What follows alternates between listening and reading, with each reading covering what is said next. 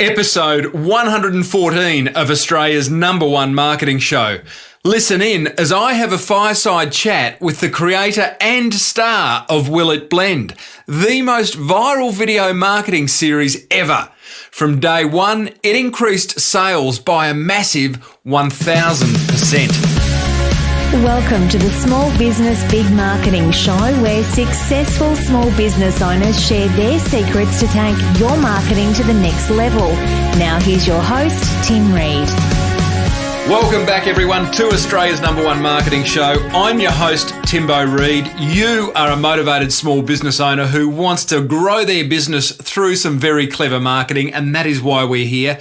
And we are brought to you by the very good folk at Net Registry, who, speaking of very clever marketing, if you want to get your business found online, if you want to improve your website, if you want to get an Adwords campaign, if you want to do anything around online marketing, then go over to Net Registry and have a look at what they have to offer. There's a banner at smallbusinessbigmarketing.com on the right-hand side. If you click on that, you will be taken to 3 exclusive listener packages that, depending on your level of competency around the online marketing area, there'll be one there for you. That is Net Registry. Hey guys, rubbing my hands together. Can you hear that? This is a big episode. I have managed to get a guy who I've been following for a long time. I've admired his work for many, many months, probably years. His name is Tom Dickson. He is the CEO of blendtec, and he is the star of Will It Blend, the video marketing phenomenon. Hello, this is a guy who puts out a video and gets like 1 million, 2 million views in the matter of 1-2 days. You know, incredible stuff. That to come.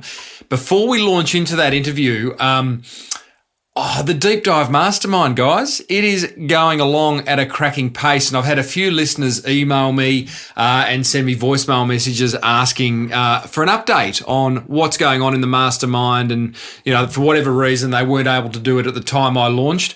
I will be launching another one in the new year.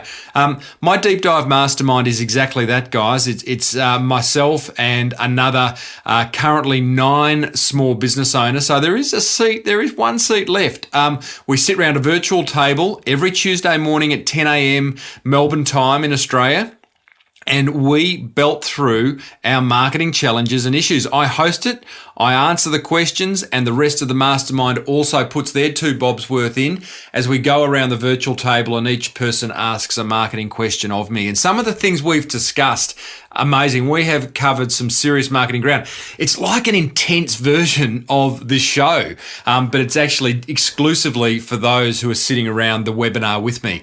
We've covered message creation. We have covered how to build a really strong brand and what's involved there. In fact, we're going through the various pillars that you need to understand of your business in order to build that emotional engagement with your customers, your best mates, as I call them. We've talked about getting the brief right. I've helped one mastermind member absolutely nail a brief because he wasn't happy with his logo, and we have completely changed that around, and now he's got a fantastic logo as a result of getting the brief right.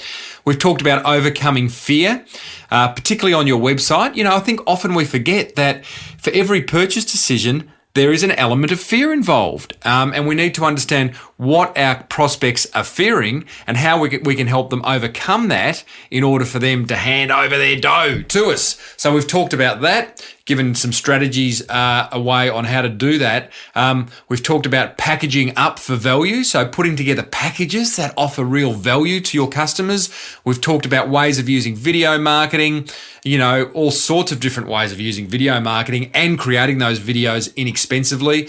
We've talked about optimizing each of the members' websites for conversions. Every member's got a website. Some of the members of my Deep Dive Mastermind are online businesses. Others are bricks and mortar businesses.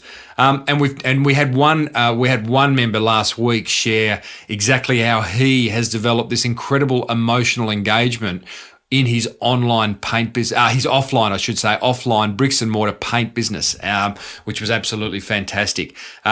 So it's called Deep Dive Mastermind for a reason, because we really do deep dive into many, many aspects of marketing. And it's just my way of sitting with a group of motivated business owners one-on-one or round of this virtual table via webinar and really getting some clarity on marketing, and it's action-oriented. So guys, look, if you're interested, I'll put a link in the show notes on episode 114 of smallbusinessbigmarketing.com. Or you can go to deepdivemastermind.com and leave your name on a waiting list. Love to see you on the next one. Now, Tom Dickson. Okay, so if you've never seen what he does, it's amazing. He started a company called blendtec, right? It sells really good, world's best blenders, kitchen blenders, commercial blenders. You'll find them in Boost Juice shops and, juicing shops in Australia, and they're all around the world. American company, fully manufactured in America, quite amazing.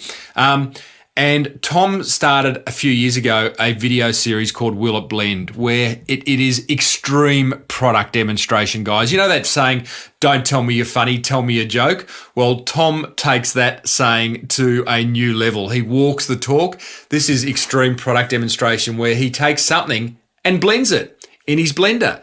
Could be an iPad, could be an iPhone, could be a brick, could be a hockey puck, could be corn chips with a whole lot of Bic lighters, huh? Figure that one out. I'll put a link in the show notes again to a couple of these example videos that Tom's done. It's hilarious, but it's also a brilliant, brilliant way of marketing. Tom was so kind to give me about 40 minutes of his time where we go behind the scenes of Will It Blend and talk about the whole blendtec company and where it came from, where the idea came from, where it's going. This is a big interview. Sit back, pen and paper at the ready, guys. Enjoy it. Here's Tom. Tom Dickson, CEO of blendtec, star of Will It Blend. Welcome to Small Business Big Marketing. Thank you, Tim. It's a pleasure to be on with you. Tom, I need to start with the very big question. Will it blend? Just about everything will blend. I love that. I'm sure. I almost believe you, but we'll come to that. Tom, this, as I said to you, this show is listened to by small business owners around the world who are interested in doing great marketing. You're doing great marketing. In preparing my interview questions, I can't help but think your phone's ringing. Thanks. Yeah, that's one of the phones I haven't blended yet. Yeah, that's an iPhone 5. But get that in the blender right now. No, I reckon there's two conversations here. There's the fun one and there's the serious one. The fun one is about Will It Blend. The serious one is about the whole blendtec, how blendtec came to be. I'm going to give you the choice. Which one would you like to blend first?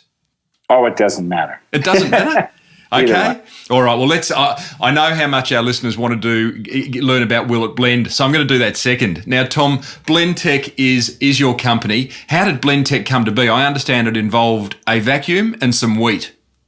Wow, that's going way back. Yes. In fact, and I can go back before that if you wish. Go. Anyhow, well, I actually started in pharmaceuticals, and I made the first motion sickness patch, the scopolamine patch. For Alza Pharmaceuticals in 1971 and in March of 71. And so that was the first patch anyone ever made. And then I got off into, and also the only intrauterine device that's been on the market for the last almost 40 years, when the Tatum T, Copper 7, Dalcon Shield, all those other devices were taken off the market. The only one that stayed on was the Progesticert, and that's because it had progesterone in it. So a day and a half's worth of oral hormone lasted for 2 years in the uterus. So anyhow, I started in pharmaceuticals, and then I ran some wheat through my wife's vacuum cleaner, and I was starting a wheat packaging company on the side, ran the wheat through a vacuum cleaner, blew it out into a pillowcase, and it came out all broken up, which is not what I wanted, but I thought, wow, that's pretty interesting. If I could make a wheat grinder, a wheat mill with a $10 motor instead of a $150 motor, that would be a major breakthrough in turning wheat and other grains into flour. And so then my heart was involved and I ran it through a dozen times, and every time it went through the vacuum cleaner, it got finer and dirtier, but finer. Yeah. And I thought, so that led to the development of the kitchen mill with a non-contact, cool running 28,000 RPM vacuum cleaner motor. And I've sold over $50 million worth of those over the years. So Tom, you're by trade an engineer who just loved to tinker and every now and then came across something that you thought would change the world. That's correct. Okay. Yeah, always doing crazy things and always putting big engines and in little cars and like a Corvette engine and an Austin Healey and I probably built the first shifter cart back in the 60s with a Honda Twin 250 Twin 350 kit on a go-kart with a 4-speed. So it's a really interesting dichotomy because you're the kind of this engineering guy, this inventor, you're now a CEO, you're clearly a marketer, and you've got these acting abilities. So that's an interesting dichotomy. Do you find that hard to manage, or do you slip into each persona easily, or is it always Tom Dickson? It's always Tom Dickson. It's always Tom Dickson. Well, I'm ADHD and I'm dyslexic. So going through school, I could hardly read. And to this day, I have trouble. I mean, I can read backwards as well as forward. And it's just, I got a goofy mind. And, but I'm just, I get off the subject very easily. Well, okay, well, that's my job to keep you on the subject. Tell me, ADHD, when were you diagnosed with that? When were you labelled with that? Well, I didn't have the label until recently. And of course, having 35 grandchildren and 11 children, I can see it manifest itself in some of my kids. And I learn more watching them, and I can diagnose it in them faster. Go ahead. Did it change anything for you? Did it matter? Oh, it's a blessing. Yeah. It's an absolute blessing because I think of things and I see things like nobody in the world sees things. Give me an example. Just looking at a problem or looking at a drawing or looking at, I have vision. I'm way outside the box in my thinking. And so I come up with ideas and things that nobody else really, and even with my engineers, and we have 30 engineers. And so, but I'll explain something and they kind of all scratch their head like, what are you talking about? And I'll draw it up. I'll draw it on a whiteboard, and then they'll roll that whiteboard into the engineering department, and they'll start going through it. They write on a big on a desk that's all glass on the top, and they'll start coming up with ideas, and then they'll improve the ideas that I have, and they'll understand it. And sometimes I actually have to go and build it and demonstrate it, and then now we understand. So I just see things other people don't see. There's a certain type of person that you need following you with a big broom, and just to understand, where's Tom coming from, in order to, almost like a translator. Yes, exactly. and is that person someone you've had with you for a long time? Do you have lots of them? Is it a really important criteria for employing people at blendtec? No, fortunately, we got to have people different than I. No, I think that Dick Galbraith, who has a PhD in psychology, who's looking in my door right now. I just walked up, and he's got in his hand a piece of paper and rolled up, and he's looking through the door, looking at me like, who are you talking to? So, but he's a professor, university professor, and teaches memory and so on at the university level in psychology. But he understands me very well, and I've known him. We used to ride motorcycles together, Triumph motorcycles together when we were in high school, and I used to race motorcycles. So that's how I grew up, and he kind of followed me, and he's been with me ever since. So he's kind of he understands me well, and he kicks me under the table if I say something too bad. Tom, blendtec is born. Can you wrap for our listeners, just to put some numbers around the blendtec business today, so we know what we're talking about? Sort of turnover, number of staff, product range. Give us a sense of quantity. Okay, we have 300 employees. We're on 8 acres and 270,000 square feet. And so we have a lot of space. We're 90%, our blenders and our dispensers and so on, 90% made here in the USA. And even with the help of our Aussie friends, we were able to perfect that board. And now we build it in the most automated circuit board factory in the world, right in our building. And so same with motors, and we do our own injection molding. So we do as much as we can here in the USA. Made in the USA as a statement, as a marketing statement, is really important to the blendtec brand. Kind of an obvious question, but why? Well, I think that number one is the quality. Nobody has a higher quality blender or appliance than we do. And of course, no other blender will do the crazy things I do, and that is Willet blends. Mm-hmm. I mean, there's a blender, they're all designed to break, at a coupling or a socket, clutch. And we just kept making the blender tougher and tougher so it wouldn't break. Mm-hmm. And you'll see it in Australia in some of your smoothie shops and coffee shops and scoop shops, because it's indestructible. And so that's and that helps to be made in the USA, because we can, and made in our own building, because we can control everything. The hardness of the sockets are as hard as ball bearings, and everybody else is made out of plastic. Mm-hmm. And motors and our jars, we mold. We go all the way from, we have 4 silos that hold 100,000 pounds of resin each, and we go right from there into dryers, right into injection molding machines, and nobody even touches our jar all the way through printing. So this is done, ball bearings and the American-made blade and everything else. I can't help but think, clearly the savings of getting it done, and I'm no manufacturing guy, Tom, so, pull me up here, but all I know is that Apple design in California and make and manufacture in China. And from what I hear, the quality of what's coming out of China these days is pretty damn high. I'm guessing that the cost savings would also be high if you went to China or similar country. So obviously those cost savings don't outweigh having it in your own backyard. Well, actually, we can build a jar and most of our blender, we can build the entire blender, the whole assembly jar and everything, for less money than we can build it in China. Wow. It's a very small labor component, because we're going to be building jars and blenders forever, so we can afford to automate. Where the Chinese, and in the past we've done things in China, yep.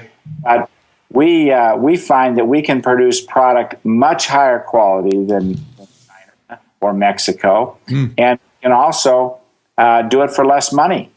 And so that's what we do. We automate. I'm an engineer, like I say, with 30 engineers. We figure out how to automate things. We have robots. We have the highest quality of any appliance in the world, right? Tom, there must have been a point in time where you thought, this is getting big. This is turning into a hugely successful company. Can you remember that moment? No. I guess when the Willet Blend thing hit and our sales went up 1,000%, I think maybe that was a kind of a tipping point. Wow. So from the first time you posted a Willet Blend video? Yeah, I think then I really realized after the week. And, that was kind of I didn't understand that. That was 7 years ago in October. And my marketing guy came to me and said, hey, and he was new. And see, we don't put money into marketing. We put our money into manufacturing and engineering. And so, and that's the problem. I thought that if we're in Starbucks and Jamba and all these major outfits all over the world, these venues, that people would see our products demonstrated and know that they're the most reliable ones in the world. Mm-hmm. It'd be the path to our door to buy product for their home. And that wasn't quite true. But we kept building better and better equipment, and people really weren't aware of it. And then I finally hired a marketing guy, George Wright, and he came to me and said, hey, he saw me blending some 2x2s or whatever, trying to break the blender. And so he said, and he's asking someone, what's he doing anyway? And so he came to me and said, what's my budget? And I said, you're the budget. He said, how about $50? And so I said, okay. So he bought a rotisserie chicken, a 6-pack of Coke, and some marbles and a rake handle and a bunch of stuff. And he said, hey, let me video, with a handheld camera, let me video you blending some of this stuff. So we we filmed some videos, and he came to me about 5 days later, and he said, "Hey, Tom, we hit a home run. We have 6 million views on YouTube." 6 days later. Yeah, and 5 days later, and 6 million views, and he said, "Yeah, we hit a home run on YouTube," and I said, "YouTube?" And it was. So now I know. Now I'm their oldest celebrity, I guess they call me. Did the Wright fellow, amazingly, he was right. He lived up to his name. Did he seek permission to put those on YouTube? Because it's quite. Let's talk about Will It Blend. I have a few more questions about blendtec, but hey, we'll come back to that because I know listeners are desperately wanting to hear about Will It Blend. And one of the things with Will It Blend, Tom, it's such a big idea. From a marketing point of view, it's a big idea. It's an obvious idea. It's also a very brave idea. Did the marketing fellow seek permission to put them on YouTube, or did he just go and do it? Well, I think he did it initially just to show our own employees, which we probably had 100 of or so, 150 of at the time, just to show them how tough our blender was and just to document some of the things that we're doing in-house. And then I guess it dawned on him and a couple other people, wow, let's put this up on this new venue, this new YouTube thing. And so anyhow, the rest is history. And, now we're the number one viral marketing, according to Ad Age in the world. And there's, I think the 38th book just came out a marketing book that talks about the phenomenon that this thing really is and what it's done for our sales and so on. Can you wrap some, Will It Blend listeners, for those who are kind of going, what are you talking about? Tom, blendtec post videos on YouTube on a regular basis where Tom blends anything.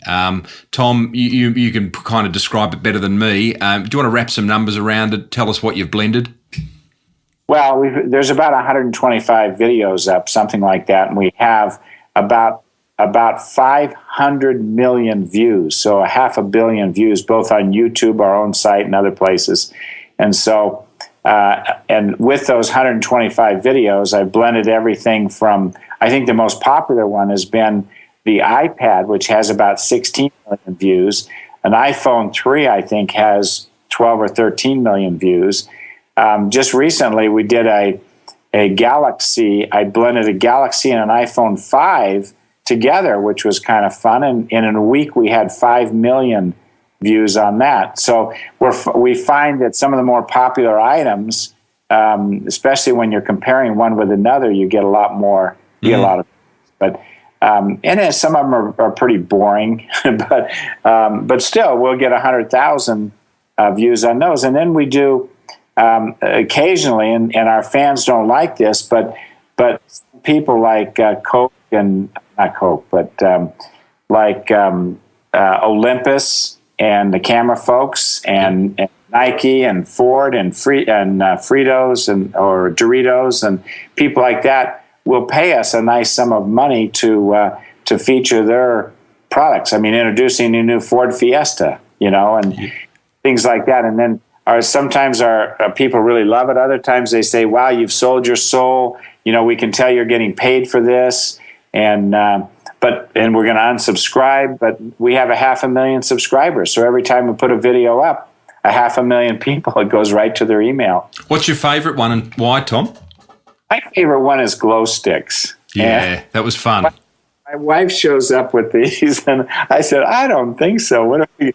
Of course, she also showed up with a hockey pucks, and that was a.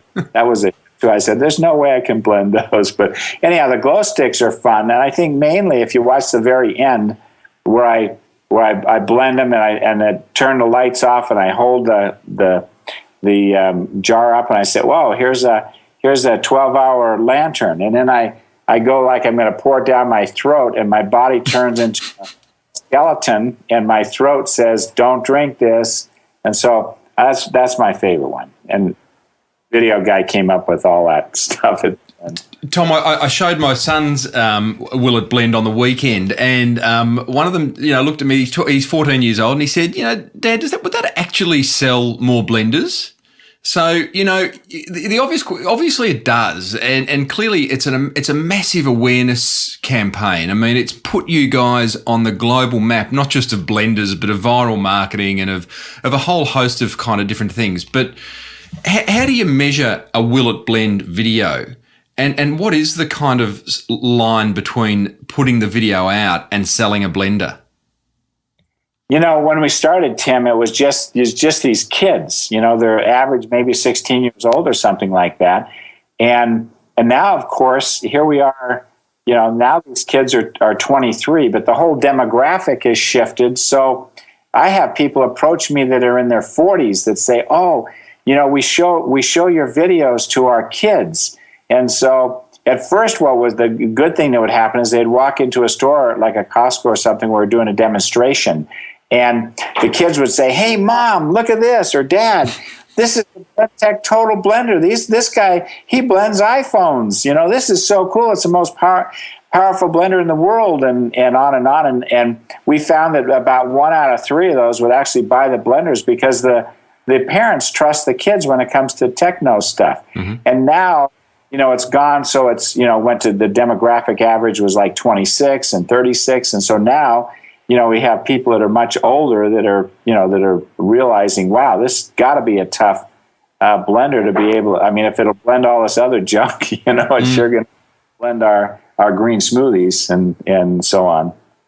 And it's your primary marketing strategy for blendtec, is it? It is. Yes, it is. And it just keeps going.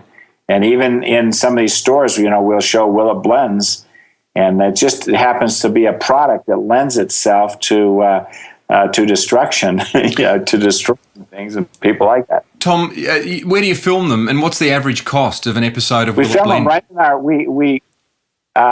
Well, it really cost us nothing because we've now grown to the point where we have 2 full-time video people. And then we have people, a lot of times if we're doing a video for somebody else, they'll actually write the script and for us. And then we just, it takes a couple hours to put one together. And then our videographer producer does the editing, and we send it and go back and forth until we get it just right, put the music with it. But it's done right in our building. We're on our second set, and in the next few weeks, we'll build our third set. So there's plenty. It costs very little to do this, and in fact, we make money because we get quite a nice, large sum of money.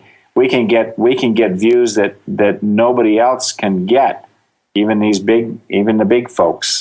So is there when you say get a large sum of money, you get the sales, but do you run Google Adwords or ads on the YouTube channel as well that generate an advertising revew? Yes, we do. Yeah, okay. Yes, we have a great crew. We put up a recipe every Thursday. We have bloggers. We have, we have quite, if you get on our Facebook and Twitter and, we're into, Pinterest, we keep up on all this stuff. Mm-hmm. So we've got some of these young people that are just unbelievable in understanding what gets people's attention. And so we have a lot of people that are tweeting about us, and we do, I just gave away, I told about how Vitamix, our main competitor, stole 10 years ago, copied our wild side jar, which was they have always had to use a plunger to cram stuff down into their blade. Mm-hmm. And commercially, 9 years ago, I think it was, they copied our jar exactly. And so we won a $24.15 million judgment against them for willful infringement. And so I celebrated a few weeks ago by giving away $1 million worth of these jars to our customers. So the title of that Will It Blend is Silly Vitamix, and it's based on a Trix commercial here, a little kids commercial. But Silly Vitamix, plungers are for toilets. And then I turn around and I say, we don't need a plunger, and I blend the plunger, and then we gave away, and this went viral. In a couple of days, we gave away $1 million worth of jars. That's 100,000 jars when that went viral. So wow. We do things like that, and it gets people's attention. People are watching, on our website, and we just have a lot of fun. And these young guys put these things together. Have you ever thought of blending a Vitamix jar? It's a little big. Okay. What hasn't blended, Tom? Hockey puck? Oh, no, the hockey puck went just fine, but it sure smelled bad. That's one of the worst things I've ever smelled. It was not good.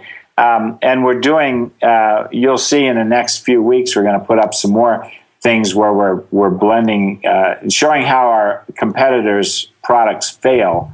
And so that'll be fun, because people say, well, why don't you use another blender?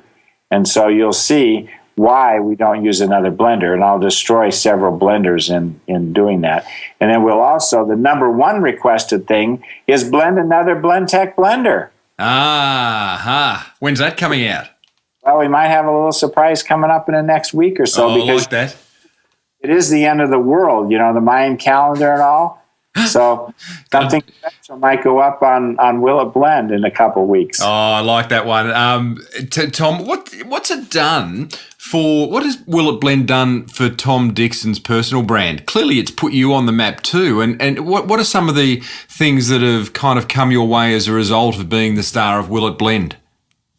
Well, there's always invitations. I mean, we could be busy every single day, in public appearances. And my wife and I travel all over the world. And whether we're in Europe or China or South America or whatever, I mean, this year already we're in Antarctica and Chile and Brazil and everywhere in between. And then, of course, Australia and New Zealand, my favorite places, by the way. Stop it. And in fact, and unfortunately, my wife, when I was on a 90-mile beach on the west coast of New Zealand, and I was in a rental car. My wife wasn't with me the last time I was there, and I hit 200 kilometers an hour heading south with the wind behind me, and 180 kilometers an hour heading north on the 90-mile beach. Wow. But so I'm 66 years old. But and I just restored a Lotus, so I was on the Sebring racetrack in Florida, and then I have a shifter. I have go-karts that are very fast, and my kids are, we have motorcycles and four-wheelers, and so we have a lot of fun on motor. But anyhow, it sounds like, Tom, tell me, let's just get back to, just love to finish up, just a couple more questions about blendtec. And listeners, I'm talking to Tom Dickson, by the way, who's CEO of blendtec and the star of the willitblend.com video series, which is potentially world's best product demonstration series you'll ever see. Tom, you touched on innovation. I've previously interviewed Phil McKenney on this show, who's come up with this whole innovation concept called Killer Innovations, and Phil was previously the Vice President of Innovation at Hewlett-Packard. So I've got quite an interest in innovation. You talked about the glass top table that your engineers sit and scribble on, but what's the innovation process look like at blendtec? Well, anybody can come up with. We look for a need that a customer that the world might have, and then we try to solve that. But usually we're kind of ahead of the curve, and we sense things that people need. I mean, one of the latest things we did is a twister jar, and we call it. And in 40 to 50 seconds, you put any kind of nuts in it, almonds or cashews or whatever. And in 40 to 50 seconds, you have warm, smooth nut butter. And there's nothing else that can do that. And there's a real need for that, as well as hummus and things like that. So we just work with it and work we see a problem and we just solve the problem. Like the twister portion, you set it on the table, it could roll off on the floor. So we put little bumps on it so it doesn't roll. We just work together, and it's a very tight group. And we're doing an ESOP, which is where we're giving the company away. I'm giving the company away to the employees. And so eventually they will own it. And so they're very dedicated because they've got part interest in this company, every one of them. Mm-hmm. So just tell me, so that innovation process, just going back to it, because it's interesting. So you identify problems. So first of all, you're listening to your customers. You clearly get a lot of email, post, phone calls. You're probably doing research groups. You've got an ear to the ground and identifying problems and issues customers have. Number one? Yeah. Yep. Yeah. And that's exactly right. I mean, people say they want something easy to clean. I mean, time is of the essence. They want something fast. Okay. So our blenders are 3 peak horsepower. Nobody else is over 2 peak horsepower.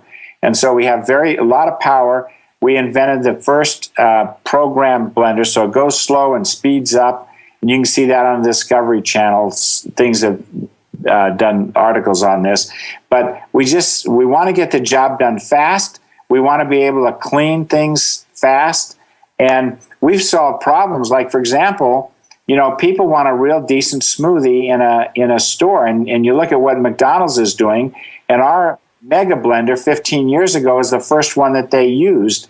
And we wouldn't give them our technology. And so now there's 2 other companies that make the blenders that are in McDonald's. But meanwhile, 15 years ago, or 10 years ago, when we obsoleted that, 6 years ago, we obsoleted that technology that they wanted, and we built a self-serve dispenser. So it's right next to the pop machines. It makes its own pellet ice, and it blends a real smoothie right next to where the pop machines are. So those are things that we're so far ahead of anybody else. So we're always thinking, and it's in our blood. And what's the process? Because I often find, talking to businesses, one of the problems with innovation is no one knows how to share an idea. I think what I find is everyone in businesses has ideas to varying degrees about that business, but often it's hard to share an idea. What's the sharing idea process like at blendtec? Well, just talking, just talking, and then having enough projects that you just noodle on something, you think about it, and people are always thinking, and then you get together again and talk about it and say, hey, look what I came up with. And you look at other people's products, and you just work together to solve it. And you do a whole bunch of prototypes, and you ask people's opinions, and you're just open with your communication. And, we're just a big family here, and we make things happen real fast. We just cut right to the chase. And a lot of people, I mean, everybody's got an idea. I get calls almost every day with people saying, hey, what do you think of this? And most ideas are pretty bad, or they don't have the, and of course, the whole process, coming up with the financing, coming up with the marketing. I mean, is there really a need? What's the potential market? And how profitable is this going to be? How much is it going to cost to make? And just all of these questions. But there's so many ideas that are bad, and there's so many people that are out there that are just preying on these people that think they have an idea. These inventor companies, and they say, "Oh yeah, we can take your product to market," and they're just going to take your money and go with it because it's a bad idea, and they're afraid to tell you that. Many companies, when they get to the level of success, Tom, that blendtec has, tempted to brand extend.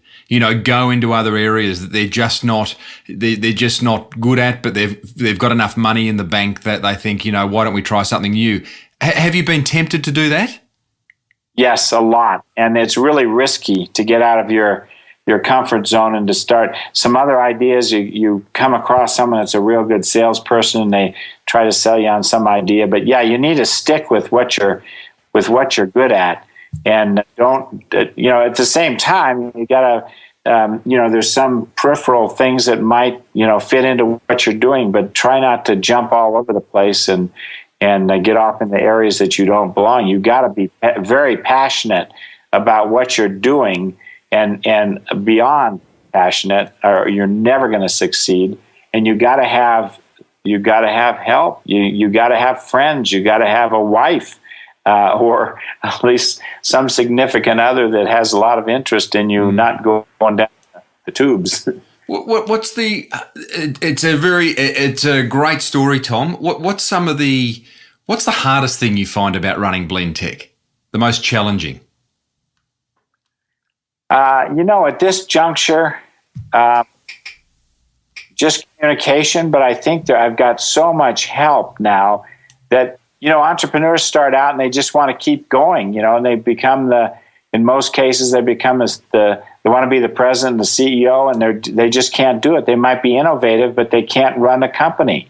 And so I think it's very important for people to realize when it's time to cut loose and find somebody that you can trust, to run the company. And so I've got so many people, that I can trust to run the company. I can take off from, for weeks and everything's going to be okay. Maybe the progress in engineering or development might not be quite as fast, but they got plenty to do when I'm not around. I cause so much trouble when I'm here. So that's all about surrounding yourself with the good people, understanding what your strengths are and filling in the gaps. Exactly. Well put, Tim. You love it. And Tom, you also, I've read, you have very high levels of employee engagement, on par with much bigger companies from what I can tell. You have a plan to hand the business over holus bolus to the employees. That's good incentive. What else do you do to keep them in love with blendtec? Well, we're self-insured. We have our own doctor and nurse. We have a fitness center. We have 2 massage therapists that we charge our employees $10 for an hour massage. We have a fitness center with a trainer. We have all sorts of contests. We pay out a lot of money to those people who lose weight and quit smoking and other things that are. And we have our own almost $1 million restaurant in-house with chefs and wonderful food, and we have a licensed therapist. When I say that, what am I saying? Psychologists? Dietitians. Oh, yeah. Psychologists, no. We try to help each other with our psychology. We got dietitians licensed on staff and just people trying to help. We're trying to be healthy. We're trying to lower our costs. I mean, we have by being self-insured. We're hiring a dentist and a hygienist. Wow. and a chiropractor. And so we just want everybody to be healthy and happy. And it's a resort, not a workplace.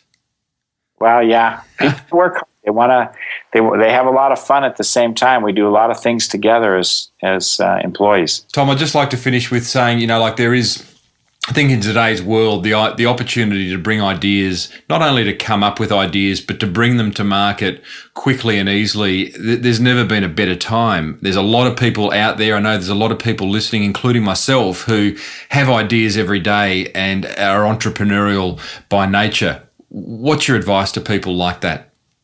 Oh, just keep the passion, work hard, and you're right. This is the best time in the history of the earth to be entrepreneurial, to come up with ideas. There's always a better way to do everything. So find out what you like, and surround yourself with the very best people, and be honest. And that's one thing with this viral campaign. You can't do anything dishonest because it's out there forever. It'll ruin you. So, but in your relationship with your fellow men, you just have to be honest in everything you do. That's great advice.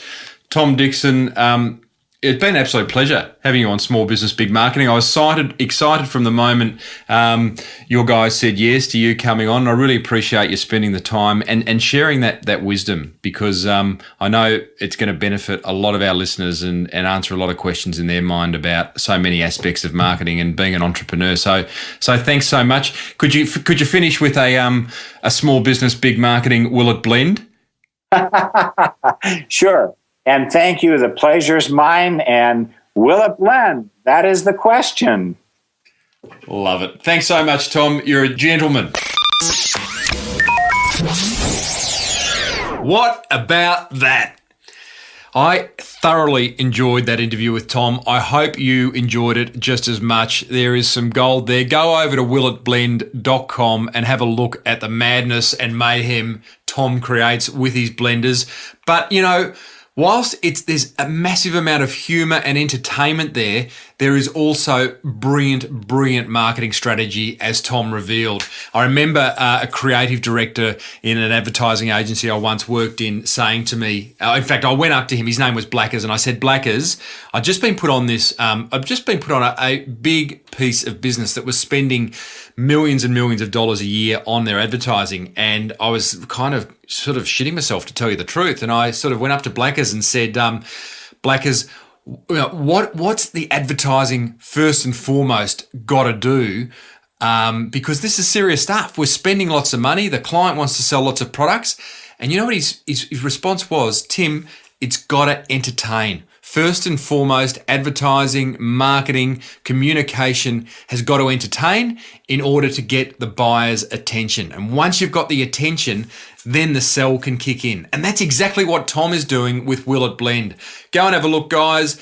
Subscribe to his YouTube channel. It's absolutely worth it. Hope you enjoyed it. Next week, I have got Sam Kavanagh, who is the national executive producer of the Oz Stereo Network, the biggest radio network in the country. And we talk about idea creation, social media, and Sammy has just kind of coined this phrase of turning his listeners into raving fans. And we talk about how that applies to small businesses, how we can take our customers into being raving fans. Great interview. He gives a lot, as all my guests do. Guys, enough. Have a great week. Remember, marketing is everything. Everything is marketing, and may your marketing be the best marketing. See ya. You've been listening to the Small Business Big Marketing Show with Tim Reid. Want more marketing goodness? Then visit smallbusinessbigmarketing.com.